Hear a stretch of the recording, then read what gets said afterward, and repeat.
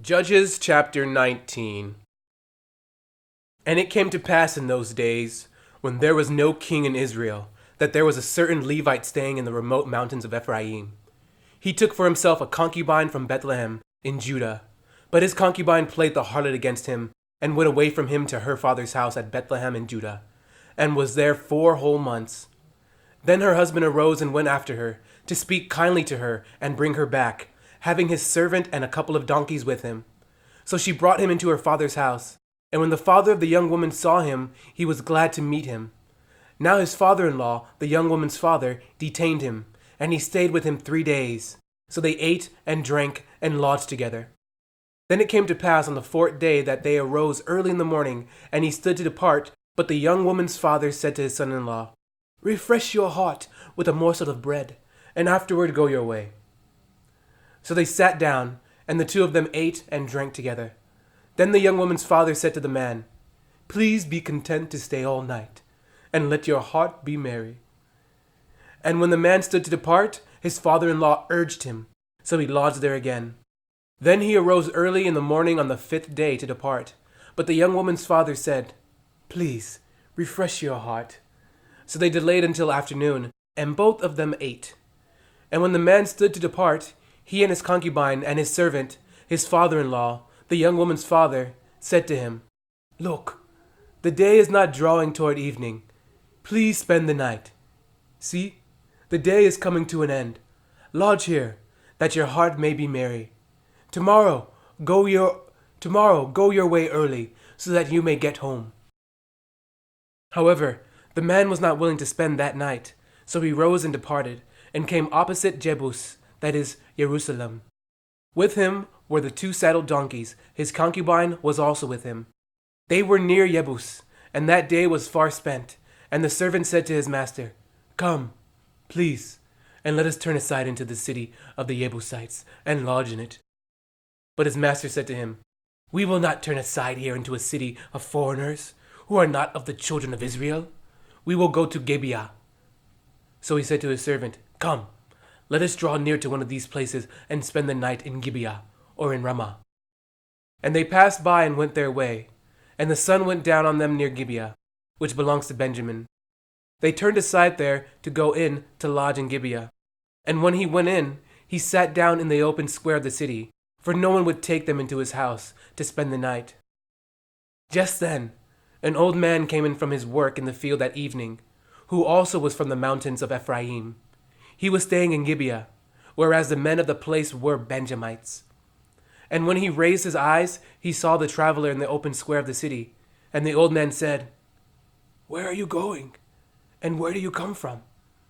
So he said to him, "We are passing from Bethlehem in Judah toward the remote mountains of Ephraim.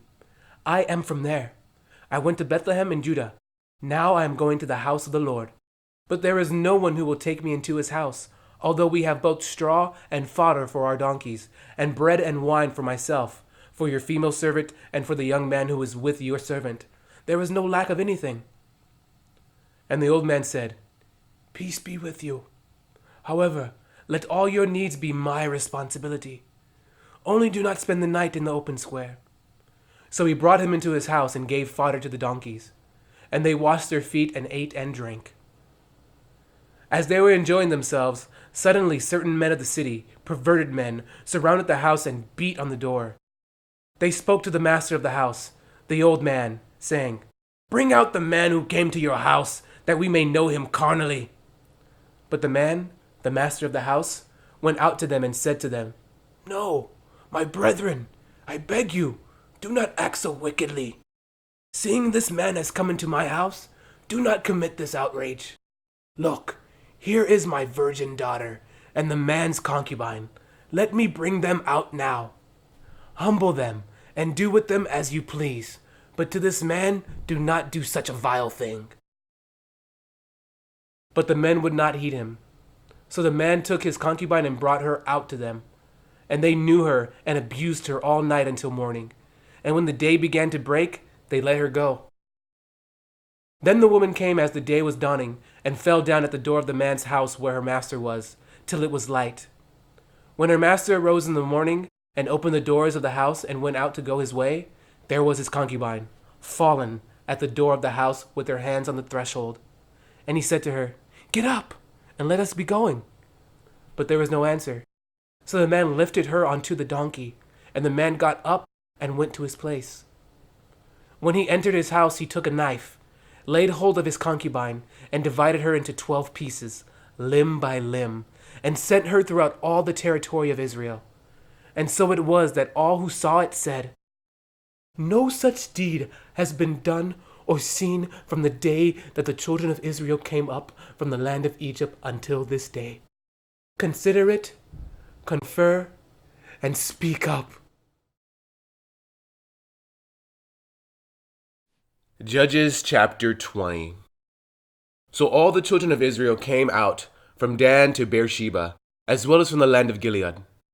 And the congregation gathered together as one man before the Lord at Mizpah. And the leaders of all the people, all the tribes of Israel, presented themselves in the assembly of the people of God.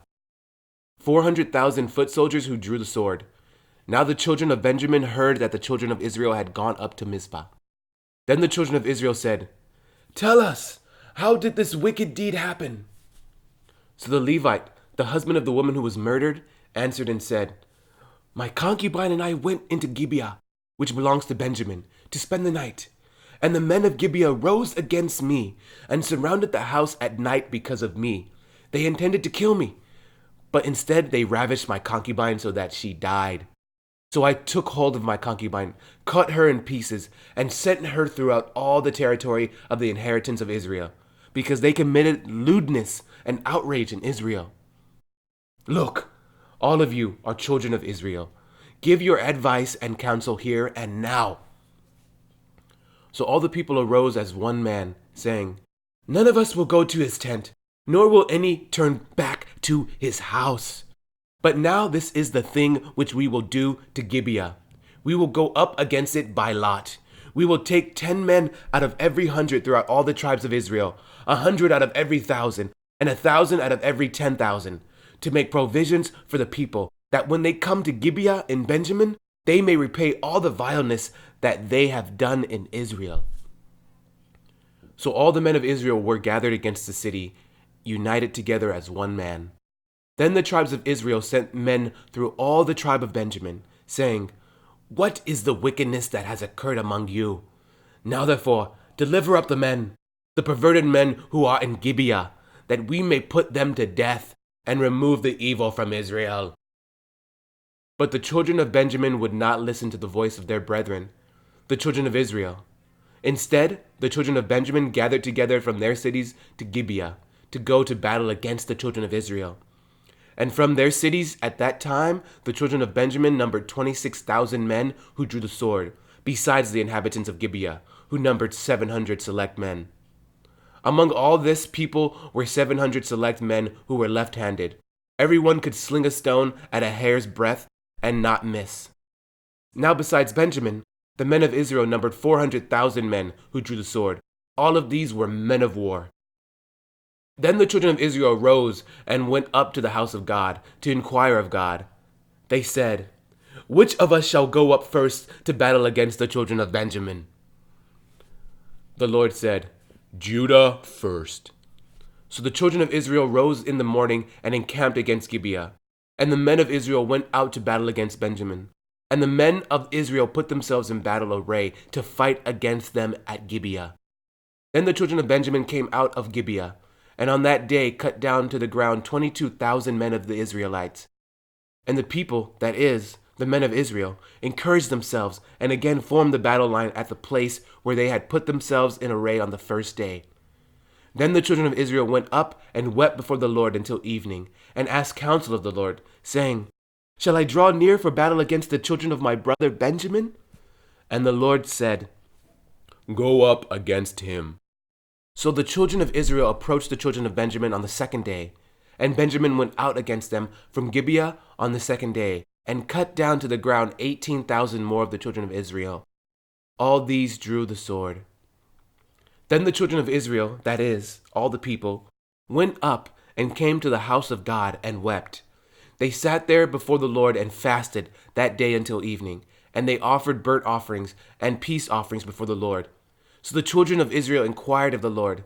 The ark of the covenant of God was there in those days, and Phinehas the son of Eleazar, the son of Aaron, stood before it in those days, saying, Shall I yet again go out to battle against the children of my brother Benjamin, or shall I cease? And the Lord said, Go up, for tomorrow I will deliver them into your hand. Then Israel sent men in ambush all around Gibeah, and the children of Israel went up against the children of Benjamin on the third day, and put themselves in battle array against Gibeah as at the other times. So the children of Benjamin went out against the people and were drawn away from the city. They began to strike down and kill some of the people, as at the other times, in the highways, one of which goes up to Bethel, and the other to Gibeah, and in the field about 30 men of Israel. And the children of Benjamin said, They are defeated before us, as at first. But the children of Israel said, Let us flee, and draw them away from the city to the highways. So all the men of Israel rose from their place, and put themselves in battle array at Baal Tamar. Then Israel's men in ambush burst forth from their position in the plain of Geba. And 10,000 select men from all Israel came against Gibeah, and the battle was fierce. But the Benjamites did not know that disaster was upon them. The Lord defeated Benjamin before Israel, and the children of Israel destroyed that day 25,100 Benjamites. All these drew the sword. So the children of Benjamin saw that they were defeated. The men of Israel had given ground to the Benjamites, because they relied on the men in ambush, whom they had set against Gibeah. And the men in ambush quickly rushed upon Gibeah. The men in ambush spread out and struck the whole city with the edge of the sword. Now the appointed signal between the men of Israel and the men in ambush was that they would make a great cloud of smoke rise up from the city, whereupon the men of Israel would turn in battle. Now Benjamin had begun to strike and kill about 30 of the men of Israel, for they said, Surely they are defeated before us, as in the first battle. But when the cloud began to rise from the city in a column of smoke, the Benjamites looked behind them, and there was the whole city going up in smoke to heaven. And when the men of Israel turned back, the men of Benjamin panicked, for they saw that disaster had come upon them. Therefore they turned their backs before the men of Israel in the direction of the wilderness. But the battle overtook them, and whoever came out of the cities they destroyed in the midst. They surrounded the Benjamites, chased them, and easily trampled them down as far as the front of Gibeah, toward the east. And 18,000 men of Benjamin fell. All these were men of valor. Then they turned and fled toward the wilderness to the rock of Rimmon. And they cut down 5,000 of them on the highways. Then they pursued them relentlessly up to Gidom, and killed 2,000 of them. So all who fell of Benjamin that day were 25,000 men who drew the sword. All these were men of valor. But 600 men turned and fled toward the wilderness to the rock of Rimmon. And they stayed at the rock of Rimmon for 4 months. And the men of Israel turned back against the children of Benjamin, and struck them down with the edge of the sword, from every city, men and beasts, all who were found. They also set fire to all the cities they came to.